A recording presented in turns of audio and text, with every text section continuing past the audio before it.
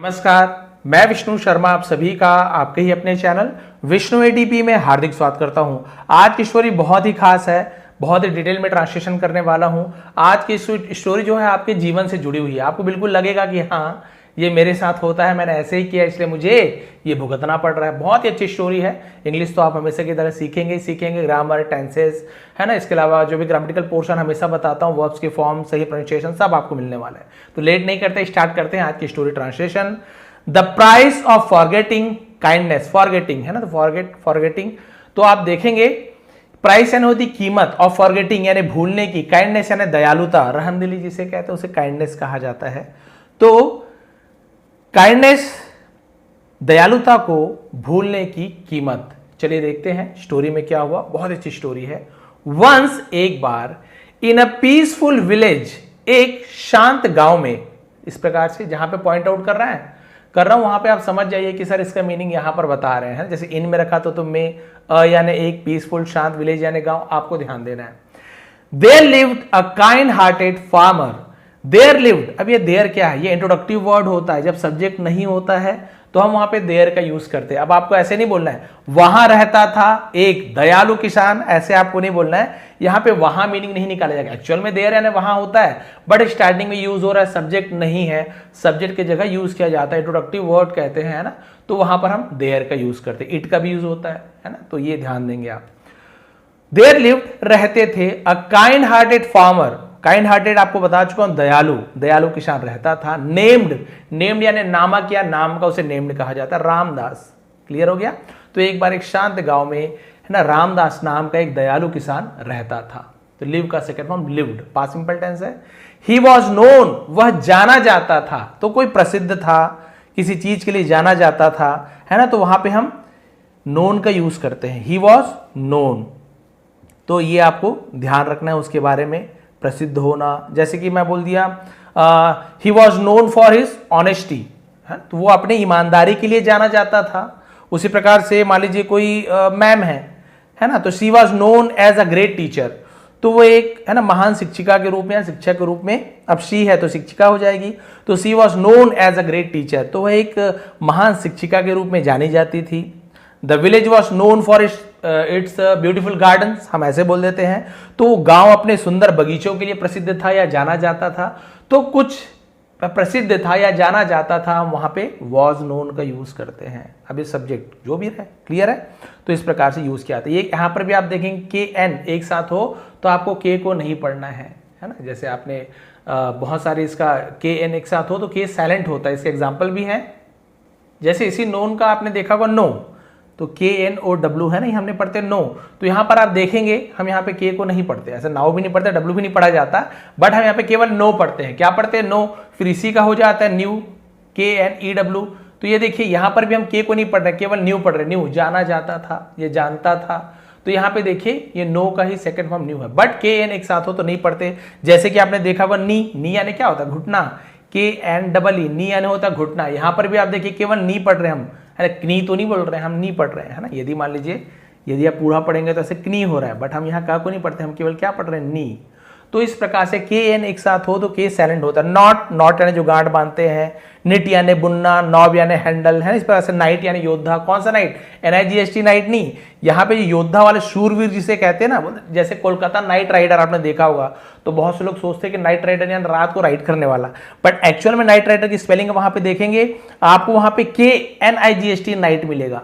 तो भाई नाइट में केवल आप देखेंगे नाइट ये होता है, बट के भी जुड़ा हुआ है, तो यहां पर भी के साइलेंट है। लेकिन इस नाइट का मतलब रात नहीं होता, इस जो नाइट का मतलब होता है योद्धा, है ना। इसका मतलब क्या होता है? योद्धा, ये मतलब होता है।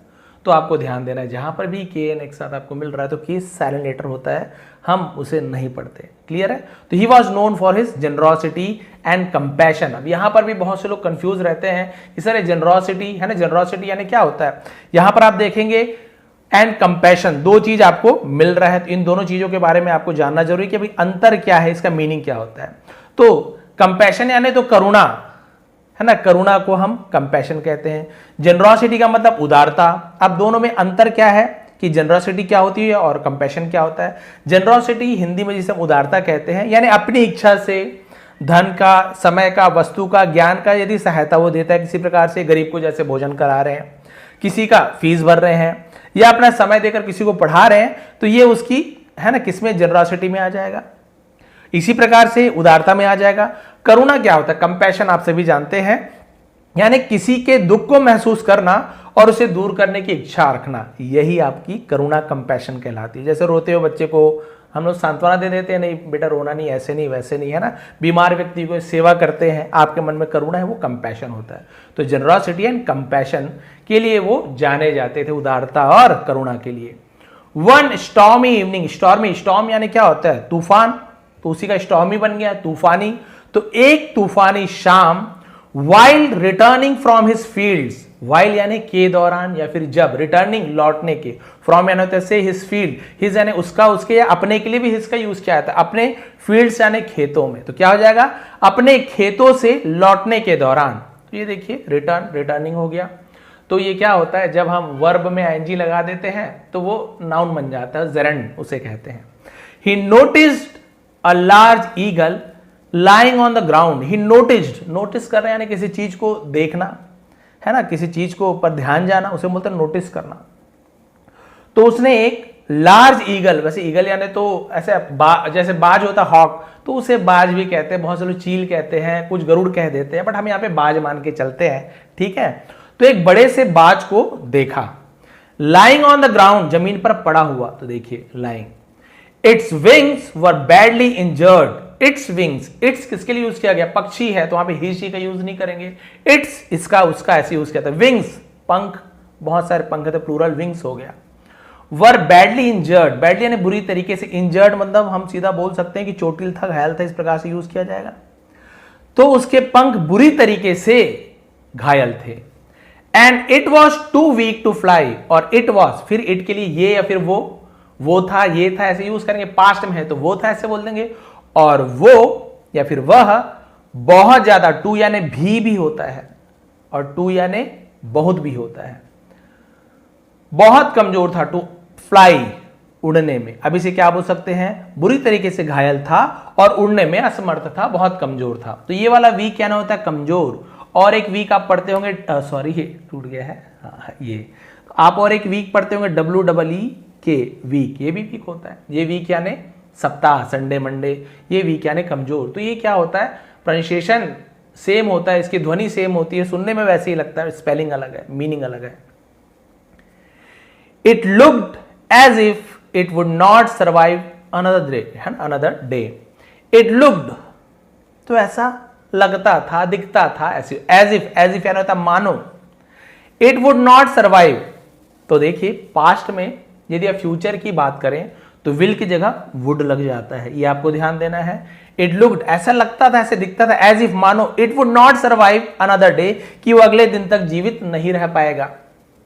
तो पास्ट में फ्यूचर की बात करें तो विल की जगह हम वुड का यूज करते हैं, है ना। आई थिंक, तो वहां पे यदि आप पास्ट में यूज करेंगे, आई थॉट, मैंने सोचा मैं बाजार जाऊंगा, तो I thought I will go to the market नहीं बोलेंगे, I thought I would go to the market, तो वहां पे विल की जगह वुड हो जाता है। पास्ट में फ्यूचर की बात करो तो विल की जगह वुड लग जाता है। ये आपको बताते रहता हूं हमेशा, हमारे जो सब्सक्राइबर्स हैं, हमारे स्टूडेंट्स हैं। While everyone else ignored the helpless bird, जब, है ना, एवरीवन एल्स यानी बाकी बचे हुए, इग्नोर्ड यानी अनदेखा कर देना, द हेल्पलेस बर्ड, हेल्पलेस का मतलब असहाय, बेबस। जब बाकी सब लोग उस असहाय पक्षी को अनदेखा कर दिया, Ramdas could not leave it to die, Ramdas उसे मरने के लिए छोड़ नहीं सका। कुड नॉट, ये आपका मॉडल वर्ब होता है जिसमें निगेटिव सेंड, कुड नॉट, नहीं सका, नहीं सकी, लीव यानी छोड़ना, उसे मरने के लिए नहीं छोड़ सका। He gently carried the eagle home, और उसने जेंटली यानी बड़े ही प्यार से, धीरे से, उसे बोलता जेंटल मसाज करना, तो जेंटल यानी क्या होता है, बड़े ही धीरे धीरे, उसे जेंटल कहा जाता है। तो उसे बड़े ही धीरे से, प्यार से उसे उठाया और अपने घर, कैरिड यानी होता है ले जाना, ठीक है, अपने घर ले गया। तो होम के पहले टू नहीं लगाते हैं, बाकी जो प्रेपोजिशन टू होता है होम के पहले नहीं लगता। हाँ भाई, यदि to my home, to your home, to our home, to Ramu's home, ये हो गया तो टू लगेगा, बट केवल होम है तो उसके पहले हम टू नहीं लगाते, ये ग्रामर है। क्लीन इट्स वुंड्स, वुंड्स यानी घाव को वुंड्स कहा जाता है, बहुत सारे घाव है, और उनके घाव को साफ किया। ट्रीटेड इट्स इंजरीज ट्रीटेड यानी इलाज करना, उसके जो भी इंजरीज हुई थी, है ना, चोट थी, उसका इलाज किया। And fed it small pieces, और उसे छोटे टुकड़े में खिलाया, ऑफ ड्राइड मीट, सूखे हुए मांस का। तो अब यहां पे बड़े ध्यान से देखिए उसने क्या किया और बाद में क्या किया, आपके जीवन से जुड़ा हुआ है। उसने घाव को ठीक किया और उसे सूखे हुए मांस के टुकड़े खिलाए। शुरू में सूखे सूखे मांस के टुकड़े खिलाए, ताजे नहीं, सूखे। Every day he cared for the bird, और हर दिन, केयर्ड फॉर यानी बोल सकते हैं उसका देखभाल करना, पक्षी की देखभाल की। विद पेशेंस, यहां पे टी को नहीं पढ़ेंगे, पेशेंस यानी धैर्य से, एंड लव और प्रेम से, स्लोली धीरे से। The eagle regain its strength, regain यानी पुनः प्राप्त कर लेना, इट्स यानी अपना, मैंने पहले बताया, स्ट्रेंथ यानी ताकत, अपनी ताकत फिर से प्राप्त कर लिया। व्हेन द ईगल रिकवर्ड, जब वो बाज ठीक हो गया, Ramdas wanted to give it a better life, Ramdas चाहता था उसे एक अच्छा जीवन देना, है ना। He began bringing fresh meat every day, है ना, ब्रिंग का ब्रिंगिंग लाना, तो उसने रोज ताजे मांस लाना शुरू कर दिया। तो बिगिन का सेकंड फॉर्म बिगेन, ब्रिंग यानी लाना, बिगिन यानी शुरू करना, उसका बिगेन है। Instead of dried meat, instead यानी के बजाय, यानी सूखे मांस के बदले वो ताजे मांस लाना शुरू कर दिया। अब भाई उन्हें तो ताजे मांस ज्यादा पसंद है, पक्षी हो गया या किसी को भी, सीधी सी बात है। द ईगल बिकेम हेल्थी, अब वो जो ईगल था वो तंदुरुस्त हो गया, स्ट्रांग ताकतवर हो गया। एंड सून, और जल्दी ही, started flying freely in the sky, और आसमान में एकदम फ्री होकर, मुक्त होकर, है ना, आजाद होकर उड़ने लगा। येट, फिर भी, एवरी इवनिंग, हर शाम, it return to the farmer's house for food, वो भोजन के लिए किसान के, अपोस्ट्रोफी से कहा कि ये रिटर्न यानी लौटता था, है ना, भोजन के लिए किसान के घर लौटता था। रामदास बिलीव, रामदास मानता था, है ना, the eagle would always remember his kindness, वो उसे लगता था कि ये जो बाज है, वुड, वही फिर विल की जगह वुड का यूज, गागीगे, हमेशा याद रखेगा उसके दयालुता को, कि भाई उसने जो दया दिखाई थी, रहमदिली दिखाई थी, ये बाज हमेशा उसे याद रखेगा कि मैं उसे रोज ताजा मांस खिलाता हूं। वन डे, एक दिन, हाउएवर, हालांकि, Ramdas could not find fresh meat, Ramdas को ताजा मीट उस दिन नहीं मिला किसी भी कारण से। Thinking it would not matter for just one day, और ये सोचकर कि ये एक दिन से इससे कोई फर्क नहीं पड़ता, है ना, नॉट मैटर यानी कोई बात नहीं, कोई फर्क नहीं पड़ना, नॉट मैटर कोई मामला नहीं है, तो एक दिन के लिए कोई बात नहीं।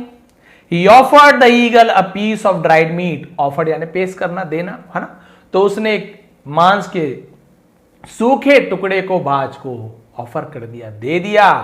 द सेम फूड दैट, वही भोजन, है ना, had once served its life, had saved, past perfect tense है, बचाया था, दिया था, लिया था, तो उसके जीवन को जिस भोजन ने एक बार उसकी जान बचाई थी, वो सूखा मांस इस बार फिर किसान ने मजबूरी में ही दी थी, वही सूखा मांस जिसे खा करके बाद जीवित बचा था, वही भोजन करा दिया। टू हिज सरप्राइज, रामदास को आश्चर्य हुआ। The eagle became furious, furious यानी अति क्रुद्ध हो जाना, बहुत गुस्सा हो जाना, तो वो जो बाज था बहुत ज्यादा क्रोधित हो गया। Instead of taking the meat यानी भोजन लेने के बजाय, इट अटैक्ड रामदास, उसने रामदास पे हमला कर दिया। With it sharp claws, claw यानी वो पंजे को उनके क्लॉ कहा जाता है, अपने नुकीले पंजों से, इंजरिंग हिज हैंड, और उसके हाथ को घायल कर दिया। नुकीले पंजों से रामदास पर हमला करके उसके हाथ को घायल कर दिया। The farmer stood there in pain, और किसान वहां खड़ा था, स्टैंड का स्टूड हो जाता है, दर्द में खड़ा था।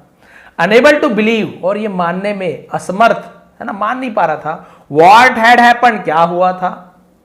द वेरी क्रीचर यानी वही, वेरी यानी वही भी होता है, ठीक है, वही प्राणी, हुज लाइफ, जिसका जीवन, ही हैड सेव्ड, उसने बचाया था, तो ये पास्ट परफेक्ट टेंस है। हैड के बाद वर्ब का थर्ड फॉर्म हो, सेव का सेकंड भी सेव्ड होता है, थर्ड फॉर्म भी सेव्ड होता है, तो ही हैड सेव्ड, उसने, ही यानी वह या उसने के लिए यूज करते हैं, उसने बचाया था, तो दिया था, लिया था, चुका था, चुकी थी, ऐसे सेंटेंस निकलता है ना। तो जिसने उसकी जान बचाया था, नाउ टर्न अगेंस्ट हिम, अब उसके विरुद्ध हो गया।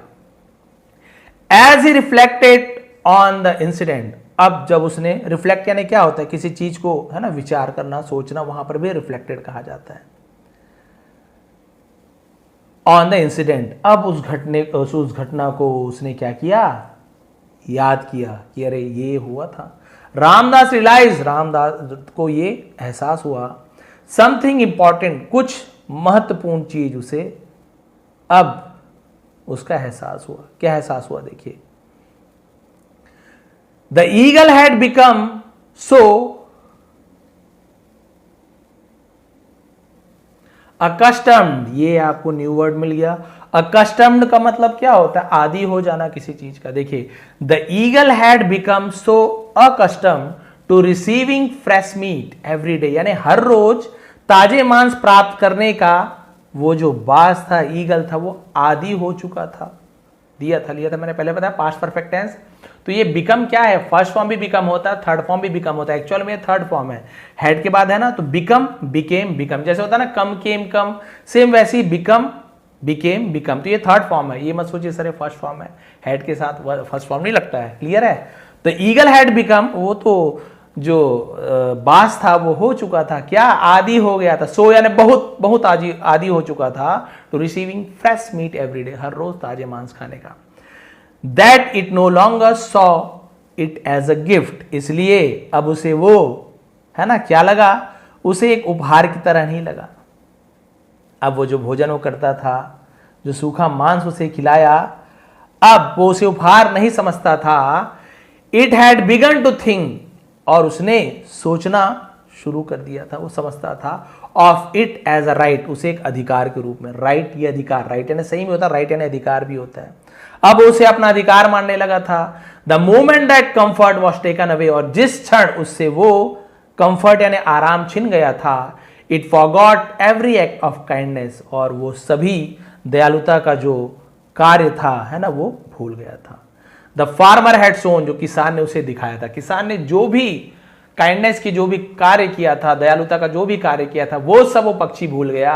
कैसे बचाया, कुछ उसे मतलब नहीं है, उसे बस ये चीज का इस चीज की नाराजगी थी कि रोज ताजे मांस देता है और सूखा मांस लेके आया, और उसने उस पर हमला कर दिया उसी किसान के ऊपर। This is exactly what psychologist call hedonic adaptation, है ना, यहाँ पे पी साइलेंट होता है। व्हेन पीपल, जब लोग, become so used to comfort, और जब लोग है ना आराम के आदी हो जाते हैं, यूज्ड टू यानी आदी हो जाना, लव प्रेम के, और generosity, that they stop appreciating it, है ना। तो लोग कई बार क्या होता है, ये हमारे जीवन में भी होता है, जब वे प्यार, आराम, उदारता के आदी हो जाते हैं, उनकी कद्र करना बंद कर देते हैं। जैसे हम बच्चों को, एग्जांपल लास्ट में और दूंगा आपको, रोज आप उसे चॉकलेट दे रहे हो, आदी हो गए हैं। आप चॉकलेट ला रहे हो उनके लिए कोई बड़ी बात नहीं है, अब तो रोज ही लाते हैं। हाँ, चॉकलेट ना दो तब बोलेंगे अरे चॉकलेट कैसे नहीं लाए, अब प्यार नहीं करते, वैसे वैसे ये लोग आदी हो जाते हैं। इंस्टेड ऑफ फीलिंग ग्रेटफुल, यानी कि कृतज्ञता, शुक्रगुजार होने के बजाय, महसूस करने के बजाय, they begin to expect it, expect यानी उसकी अपेक्षा करने लगते हैं, उम्मीद करने लगते हैं कि मुझे मिलेगा। वंस एक्सपेक्टेशंस रिप्लेस ग्रेटिट्यूड, और एक बार जब आपकी अपेक्षा कृतज्ञता की जगह ले लेती है, ये समझने वाली बात है, थोड़ा सा हिंदी और इंग्लिश में थोड़ा मिक्स है, थोड़ा आपको ध्यान देना पड़ेगा।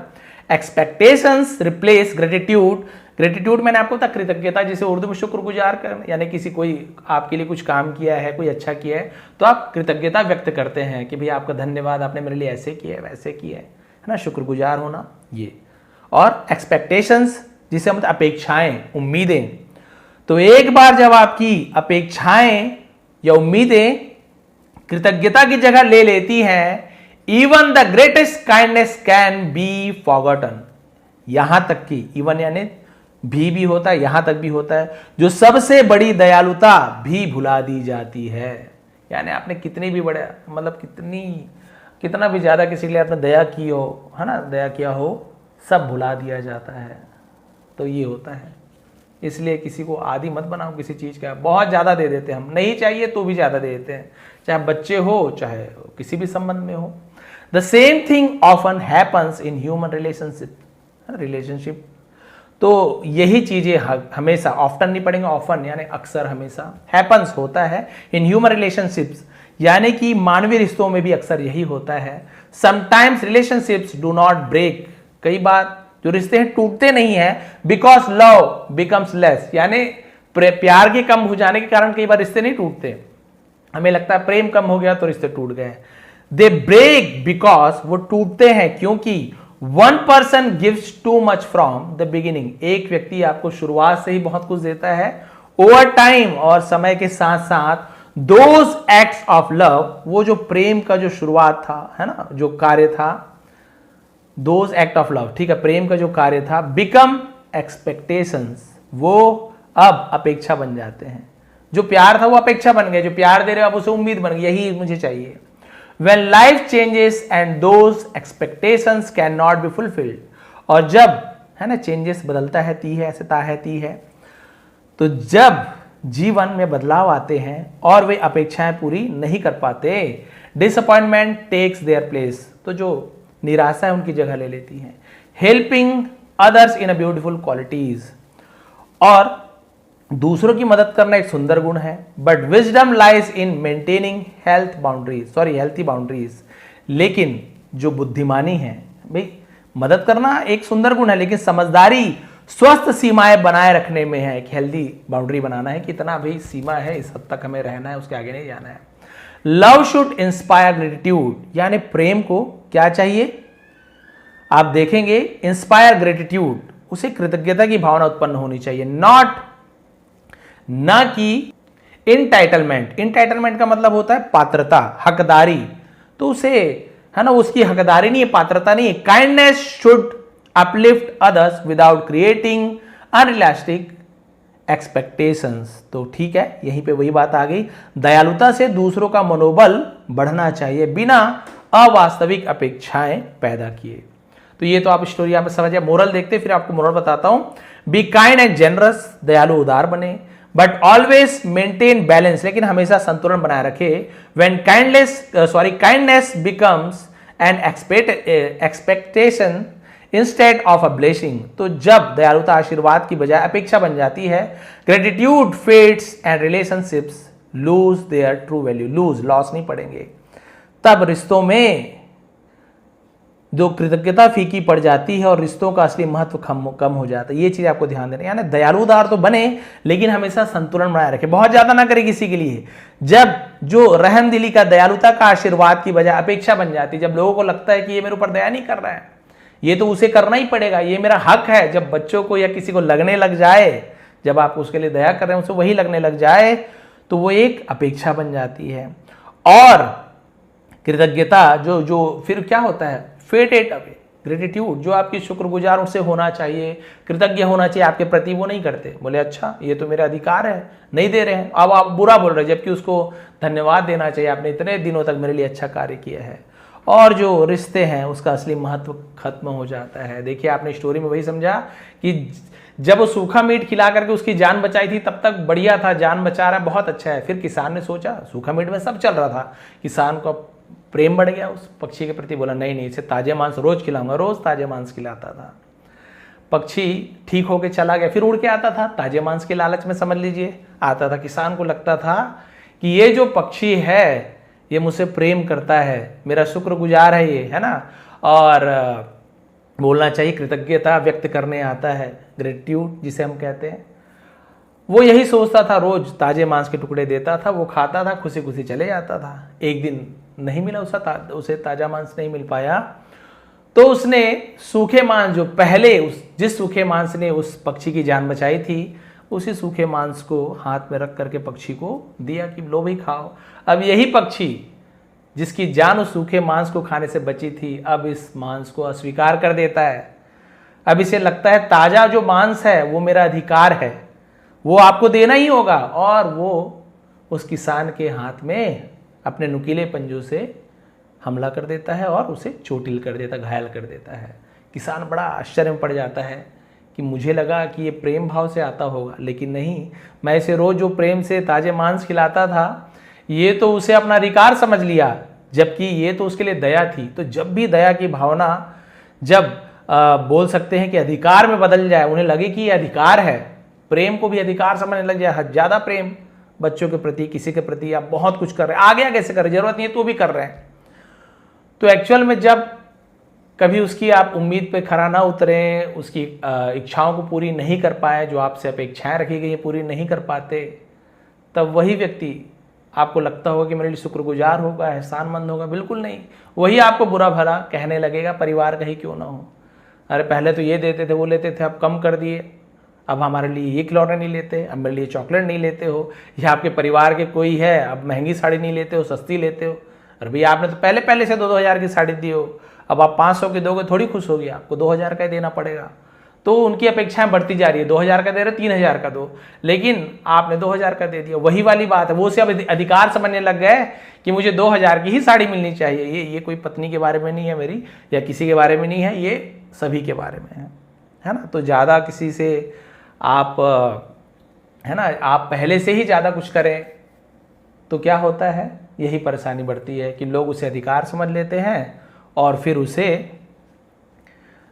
उस जो उसके लिए बहुत कुछ किया उसे भूल जाते हैं। तो इसलिए हमें क्या करना है, प्रेम तो करना है, एहसान जताए चाहे ना जताए, हमें उससे भी अपेक्षा नहीं रखनी है। और ये भी हमें समझना है कि हम किसी लिए कितना भी कर लें, जब तक कर रहे हैं ठीक है, नहीं हो पाएगा तो बहुत ऐसे कम लोग मिलेंगे जो उसके बाद भी आपके प्रेम को समझेंगे, कृतज्ञता व्यक्त करेंगे, शुक्रगुजार होंगे। भूलने वाले ज़्यादा रहते हैं, जितना किए नहीं।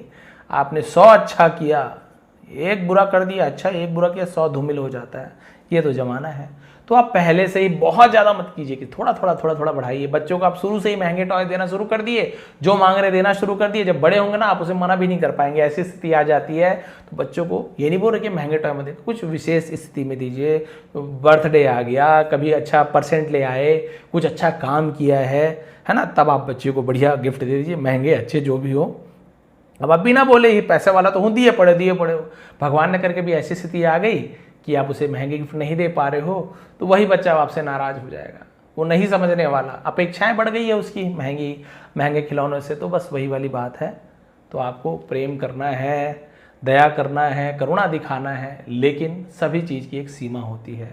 तो ये थी आज की स्टोरी, ये थी आज की मोरल। यदि आपको थोड़ी भी पसंद आई हो प्लीज़ लाइक करेंगे, कमेंट करेंगे। आप सभी का बहुत बहुत धन्यवाद। आपका दिन शुभ रहे।